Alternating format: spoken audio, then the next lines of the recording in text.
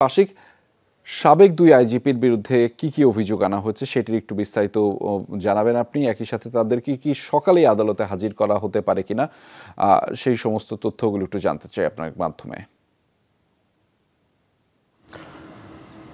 রাজা, পুলিশের সাবেক দুই আইজিপি শহীদুল হক এবং চৌধুরী আবদুল্লাহ আল মামুন এই দুজনকেই আনুষ্ঠানিকভাবে গ্রেপ্তার করা হয়েছে এবং ডিএমপি থেকে অর্থাৎ ঢাকা মেট্রোপলিটন পুলিশের পক্ষ থেকে আনুষ্ঠানিকভাবে তাদের গ্রেপ্তারের বিষয়টি নিশ্চিত করা হয়েছে। বলা হয়েছে সাবেক আইজিপি শহীদুল হক তাকে উত্তরা থেকে অভিযান চালিয়ে গ্রেপ্তার করা হয়েছে, আর ঢাকা থেকেই চৌধুরী আবদুল্লাহ আল মামুনকে গ্রেপ্তার করা হয়েছে।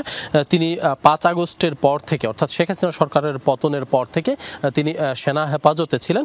তারপরে তার বিরুদ্ধে যেহেতু বিভিন্ন থানায়, রাজধানী এবং রাজধানীর বাইরে বিভিন্ন থানায় যেহেতু হত্যা মামলা রুজু হয়েছে, সে কারণে তিনি আত্মসমর্পণের ইচ্ছা পোষণ করার পরেই সেনা সদস্যরা তাকে ডিবি পুলিশের কাছে সোপর্দ করা, অর্থাৎ দুজনকেই ডিবি হেফাজতে রাখা হয়েছে এবং কিছুক্ষণ আগে তাদের দুজনকেই ডিবি কার্যালয়ে আনা হয়েছে। আমরা যেমনটি জেনেছি যে আসলে এখন পর্যন্ত তাদেরকে ঠিক কোন মামলায় গ্রেপ্তার দেখানো হয়েছে সে বিষয়টি আমরা নিশ্চিত না। তবে এটুকু বলতে চাই যে ৫ আগস্ট সরকার, শেখ হাসিনা সরকারের পতনের পর কিন্তু তাদের বিরুদ্ধে, দুজনের বিরুদ্ধেই রাজধানী এবং রাজধানীর বাইরে বিভিন্ন থানায় তাদের বিরুদ্ধে হত্যা মামলা রুজু হয়েছে। বিশেষ করে জুলাই এবং আগস্টে তাদের বিরুদ্ধে যে ধরনের শিক্ষার্থীদের আন্দোলনের সময় পুলিশের গুলি এবং গুলি চালিয়ে নির্বিচারে মানুষ হত্যার দায়ে তাদের বিরুদ্ধে মামলা হয়েছে, গণহত্যার বিরুদ্ধে হত্যার অভিযোগে তাদের বিরুদ্ধে মামলা হয়েছে এবং শিশুদের হত্যার অভিযোগে তাদের বিরুদ্ধে মামলা হয়েছে।